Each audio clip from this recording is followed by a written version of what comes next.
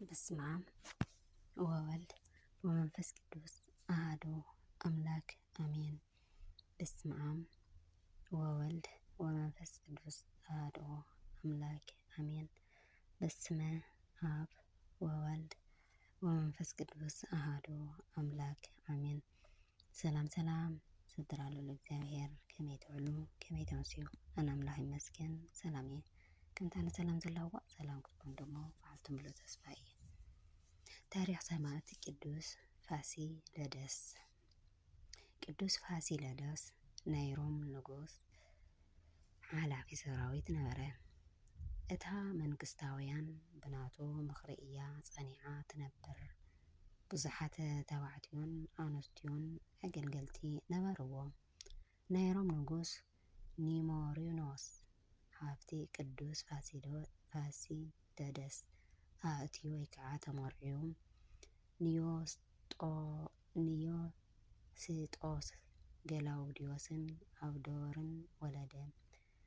ሰበይቲ ቅዱስ ፋሲለደስ ንኣዶ ቅዱስ ፊቅጦር ሃፍታ እያ። ካብኡ ከዓ ኣውሳብዮስ ማቅርስ ዝተባሃሉ ኣወዳት ወሊዱ። ኣብዚ ወርሓት ናይ ቁስ ናይ ፈረስ ሰባት ንሰብሮም ክወግእዎም ናብ ልዕሊኦም ተንስኡ። ኣብዚ ግዜ እዚ ንወዲ ንጉስ የስጦስን ፋሲለደስን ኣውሳብዮስን መመስ ሰራዊቶም ንውግእ ለኣኽዎም። ንጉስ ኑማርያኖስ ናብ ካሊእ ዓውደ ውግእ ከይዱ ሞተ። ሮም ብዘይ መራሒ ተረፈት። ሰብ ሮም ካብ ሙሉእ ሃገር ሓረብ ኣኪቦም ካብ ማእኸሎም ማለት ካብ ላዕላይ ግብፂ ዝመፅእ ኣግሬጲዳ ዝተባሃለ ሓላዊ ኣጣል ኣብቶም ናይ ቤተ መንግስቲ ኣፍራስ ዝገብሮ ሪኦም ብስርሑ ኩሉ ሓያልን ብርቱዕን ነበረ። ጓል ንጉስ ኑማርያኖስ እውን ርእያ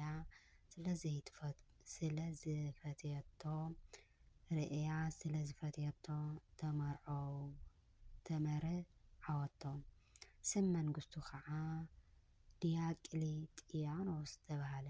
ድሕሪ ሓፂር ግዜ ንእግዚኣብሔር ገዲፉ ንጣዖት ኣምለኸ።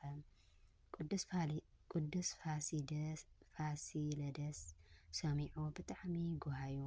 ንመንግስቲ ዝሃቦ ዝነበረ ኣገልግሎቱ ገደፎ። ይስጦስን ኣውሳብዮስን ጸላእቶም ስዒሮም ብሓጎስ ተመለሱ።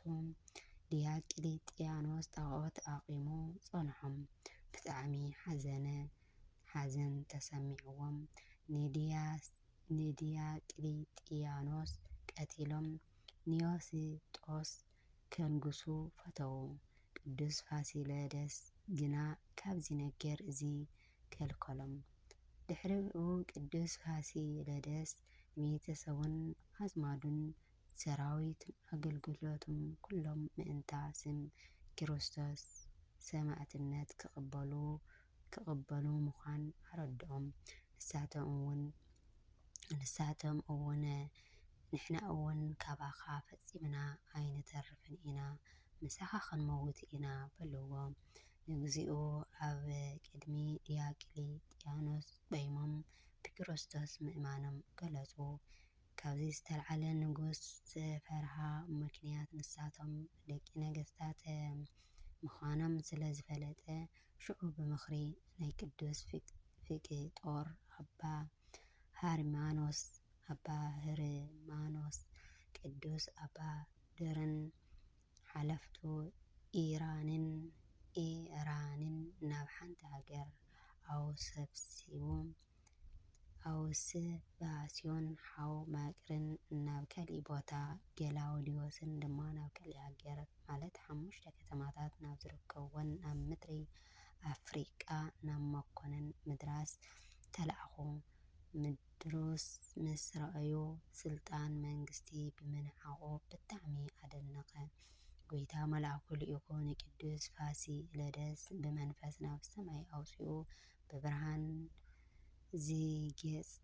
ብብርሃን ዝገየፅ መንፈሳዊ ማሕበር ኣርዩ ናብ ዝነበሮ መለሶም። ኣብዚ ግዜ እዚ ነቶም ኩሎም ባሮቱ እናፃ ኣውፂኡዎም። ምስኡ ከዓ 733 ዝኾኑ 7,033 ዝኾኑ ሰባት 7,033 ዝኾኑ ሰባት ሰማዕትነት ተቐበሉ።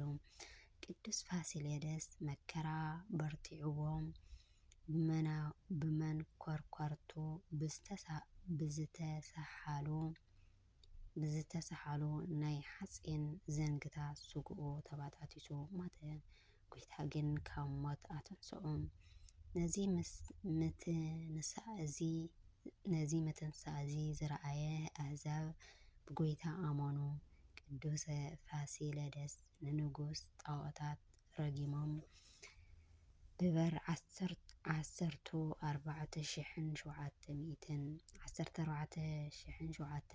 ተባዕትዮ 37 ደቂ ኣንስትዮ ብሰማዕትነት ዓረፉ። ድሕሪኡ ንቅዱስ ፋሲለደስ ብስግኡ መክሱስ ከም ማይ ክሳብ ዝኸውን ኣብ መቅሎ ውሽጢ ኣብሰልዎ፣ ኣብ ጉድጓድ ከዓ ቀበርዎ። ጎይታ ከዓ ኣተንሲኡ ከይዱ ነቲ መኮንን ሕፍራ ጎይታ ኣተንሲኡኒ በሎ። ሕጂ ከዓ 2,300 ሰባት ኣሚኖም ብሰማዕትነት ዓረፉ። ሕጂ እውን ንቅዱስ ፋሲለደስ ኣብ ውሽጢ መጋዝ ብዘለዎ መንኰራኵር ኣሰቃይዎ። ኣብ ዓራት ሓፂን ኣደቂሶም ብታሕቲኡ ሓዊ ኣጎድሉ። ኣብ መወዳእታ ብሰይፊ ተሰይፉ ዓረፈ። ቃል ኪዳን። ኣብዚ ግዜ እዚ ጎይታና ኢየሱስ ክርስቶስ ፋሲለደስ ፍሉጥ መዘከርትኡ ንዝግበር ኩሉ ንድኻታት ብስምካ ምጽዋት ዝህብ ንዝዓረቐ ክዳን ዝኸድን ኣብቲ መዘከርትኻ መዓልቲ ንቤተ ክርስቲያን መባ ዝህብ ብዙሕ ይኹን ብሕድያት ዝኽርካ ዝገበሩ ኩሎም ኣነ በደሎም ኩሉ ክገድፈሎም እየ፣ ቦቶኦም ከዓ ኣብ መንግስተ ሰማይ ምሳኻ ክገብሮም እየ ኢልዎ ንሰማይ ዓረገ። ቅዱስ ፋሲለደስ ብፍጹም ሓጎስ ተሰነየ። ግዚኡ ምስ ኣኸለ ክሳዱ ብሰይፊ ተቖሪፁ ብሰማዕትነት ዓረፈ። ናይ ቅዱስ ፋሲለደስ ናይ ሰማዕታት በረከት ኣብ ልዕሊ ኩላትና ይሕደር ኣሜን። ወስብሐት ለእግዚአብሔር ወለወላዲቱ ድንግል ወለመስቀሉ ክቡር። ንዘንጠብጠብዎ ብኣፈ ትጉሃን መላእክቲ ተኣርመለይ። ቅዱስ እግዚኣብሔርና ካብ ክፉእ ነገር ዝበለ ይሰውረናን የድሕነናን። ብሓቂ ናይ ቅዱሳን ኣቦታትና ትዕግስቲ ይዓድለና። ናብ መቅሎ ኣእትዮም ኣብ መቅሎ ገይሮም ብታሕቲ ሓዊ ኣጉዶም ክስካብዚ ተጋድሎታት ኣዕሊፎም እግዚኣብሔር ኣምላኽ ግን ከም ብሓንደሻ እዩ ኣተሲእዎ። ኣብ እምነቱ ፀኒዑ ስለ ዝኸዳ እግዚኣብሔር ኣምላኽ ከዓነ ካብ ኩሉ ነገሩ ተዓጊሱ ብትንሳኤኡ የልዕልዎ። እግዚኣብሔር ኣምላኽና ድማ ንዓና ካብ ሓጢኣትና ብትንሳኤኡ የልዕለና ኣሜን።